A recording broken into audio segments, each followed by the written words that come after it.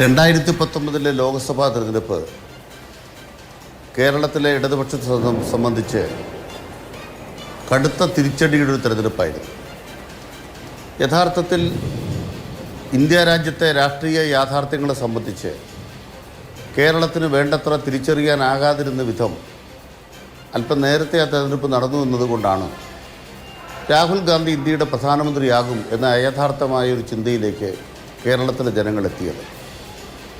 അതിന് വഴിയൊരുക്കുമ്പോൾ സ്വാഭാവികമായും നേരിട്ട് രാഹുൽ ഗാന്ധിക്കും കോൺഗ്രസിനും വോട്ട് ചെയ്യലാണ് എളുപ്പമാർഗം എന്ന രീതിയിൽ ഇടതുപക്ഷത്തോട് വിപ്രതിപത്തിയൊന്നുമില്ലെങ്കിലും ഭരണത്തോട് വിരുദ്ധ വികാരമൊന്നുമില്ലെങ്കിലും ആളുകൾ UDFന് വോട്ട് ചെയ്യുന്ന നിലയാണ് ഉണ്ടായത്.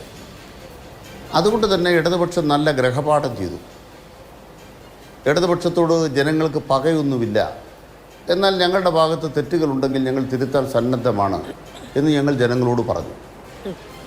ഗവൺമെൻറ്റിനെ കുറെ കൂടെ മെച്ചപ്പെടുത്താൻ വേണ്ടി ആ തെരഞ്ഞെടുപ്പിൻ്റെ ഫലത്തെ ഞങ്ങൾ ശരിയാവണ്ണം പഠനവിധേയമാക്കി. അതിൻ്റെ ഭാഗമായി ഇടതുപക്ഷ ജനാധിപത്യ മുന്നണി എന്ന് പറയുന്നത് വിപുലപ്പെടുത്തണമെന്ന് ഞങ്ങൾ നിശ്ചയിച്ചു. കേരള കോൺഗ്രസും ആ ലോക്സഭാ തെരഞ്ഞെടുപ്പിന് ശേഷമാണ് LDFിലേക്ക് വന്നത്. ഇന്ന് 1980 ശ്രീമാൻ KM മാണിയും AK ആൻ്റണിയും ഒക്കെ ഉൾപ്പെടുന്നൊരു മുന്നണി ഉണ്ടായിരുന്നു, ആദ്യത്തെ ഒരു LDF മുന്നണി. ആ ബലത്തിലേക്ക് മുന്നണികളുടെ ശാക്തിക ബലാബലത്തിൽ കേരളത്തിൽ LDF എത്തിയിട്ടുണ്ട്. UDF ദുർബലപ്പെടുകയും ചെയ്തു. അപ്പോൾ ഒന്നാമത്തെ LDFിൻ്റെ ഏറ്റവും പ്രധാനപ്പെട്ട മേൽക്കൈ എന്ന് പറയുന്നത് മുന്നണികളുടെ ബലാബലമാണ്.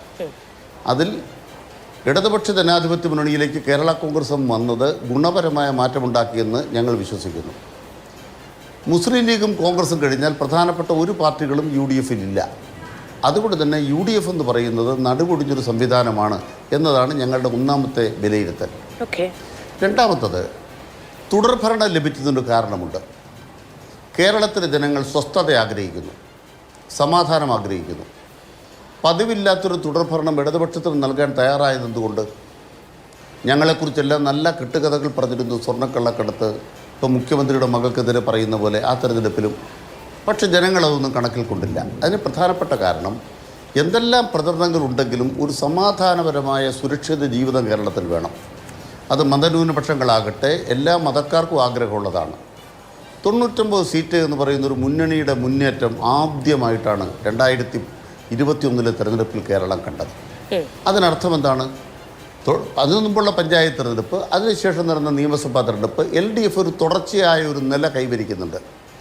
ഇതിൻ്റെ ഇടയ്ക്ക് ഞങ്ങൾക്ക് തിരിച്ചടി എന്ന് പറയാനാവില്ലെങ്കിലും 2 പരീക്ഷണങ്ങൾ വേണ്ടി വന്നു. ഒന്ന് തൃക്കാക്കരയാണ്, മറ്റൊന്ന് പുതുപ്പള്ളിയാണ്. പലരും ശരിയായി വിലയിരുത്തിയിട്ടുള്ള പോലെ തെരഞ്ഞെടുപ്പ് നടന്ന ഉടനെ അവിടെ മത്സരിച്ചിരുന്ന ആളുകളുടെ കുടുംബാംഗങ്ങളെ സ്ഥാനാർത്ഥിയാക്കിയപ്പോൾ താൽക്കാലികമായി വികാരമൊക്കെ ഉണ്ടായി. പക്ഷേ അതിനുശേഷം നടന്ന പഞ്ചായത്ത് തെരഞ്ഞെടുപ്പുകൾ തെളിയിച്ചത് ഇടതുപക്ഷത്തിനെതിരെ ഭരണവിരുദ്ധ വികാരം ഉണ്ടാക്കാനുള്ള കേന്ദ്ര സർക്കാരിൻ്റെയും UDFിൻ്റെയും ശ്രമം തകർക്കപ്പെട്ടു എന്നുള്ളതാണ്. ഇപ്പം തെരഞ്ഞെടുപ്പിന് ബഹുമാനപ്പെട്ട മാധു പറഞ്ഞ പോലെ സ്ഥാനാർത്ഥിയാക്കി തുടങ്ങിയല്ല ഞങ്ങൾ.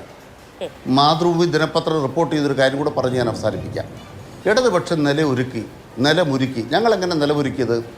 കേന്ദ്ര സർക്കാർ കേരളത്തെ തെറ്റായ നിലയ്ക്ക് കൈകാര്യം ചെയ്യുന്നു. അങ്ങനെ കൈകാര്യം ചെയ്യുമ്പോൾ കേരളത്തിന് വേണ്ടി പ്രതിപക്ഷ MPമാർ മിണ്ടുന്നില്ല എന്ന യാഥാർത്ഥ്യം ജനകീയ പ്രതിരോധ ജാഥയിലൂടെ ഗോവിന്ദൻ മാസ്റ്റർ മുന്നോട്ട് വെച്ചു. നവകേരള നിർമ്മിതിയുടെ ഞങ്ങളുടെ അജണ്ടയുമായി നവകേരള സദസ്സിലേക്ക് ഞങ്ങൾ പോയി. മറ്റൊരു പ്രധാനപ്പെട്ട കാര്യം, കേരളീയം പോലുള്ള പരിപാടികളിലൂടെ കേരളത്തിന് വേണ്ടി സംസാരിക്കുന്ന ഇടതുപക്ഷമാണെന്ന ഒരു ബോധ്യത്തെ ഞങ്ങൾ അരക്കിട്ടുറപ്പിച്ചു. മാത്രമല്ല, പോരാട്ടത്തിൽ വിട്ടുവീഴ്ച ചെയ്തില്ല. സത്യം നിങ്ങളെ സ്വതന്ത്രരാക്കുമെന്നൊരു ബൈബിൾ വാചകമുണ്ട്. ഒരു വാക്കൂടെ പറഞ്ഞ് ഞാൻ അവസാനിപ്പിക്കും. നമ്മൾ ഉരുത്തിരുന്നേൽപ്പിൻ്റെ നാളുകളിലേക്ക് പോവുകയാണ്. പീഡാനുഭവങ്ങളുടെ കാലത്തു നിന്നും ഉയർത്തെഴുന്നേൽപ്പിലേക്ക് പോകുന്ന ഒരു ഇന്ത്യയെക്കുറിച്ചാണ് സ്വപ്നം കാണുന്നത്. സത്യം നിങ്ങളെ സ്വതന്ത്രരാക്കും. എന്തായിരുന്നു സത്യം? സുപ്രീം കോടതിയിൽ നടത്തിയ നിയമയുദ്ധത്തിലൂടെ കേരളത്തെ സാമ്പത്തികമായി തകർക്കുന്ന കേന്ദ്രത്തിനെ പൊളിച്ചുകാട്ടാനായി ആ യാഥാർത്ഥ്യം ബോധ്യപ്പെട്ടപ്പോൾ ഇന്ന് കേരളത്തിൽ കൃത്രിമമായി സൃഷ്ടിക്കാൻ ശ്രമിച്ച എല്ലാ ഭരണവിരുദ്ധ വികാരങ്ങളെയും മറികടന്ന് കേരളത്തിലെ ഇടതുപക്ഷ ജനാധിപത്യ മുന്നണി വാഗ്ദാനങ്ങൾ നടപ്പാക്കുന്ന സർക്കാരാണ് എന്ന് ബോധ്യപ്പെടുത്താനായി. അതുകൊണ്ട് ഒരു കുപ്രചരണത്തിനും കേരളത്തിൻ്റെ രാഷ്ട്രീയ മണ്ഡലത്തിൽ സ്ഥാനമില്ലാത്ത വിധം സുഭദ്രമായ ഒരു മുന്നേറ്റത്തിലേക്ക് ഇടതുപക്ഷ ജനാധിപത്യത്തിലേക്ക് വരാനായി എന്ന ആത്മവിശ്വാസമാണ് ഞങ്ങൾക്ക്.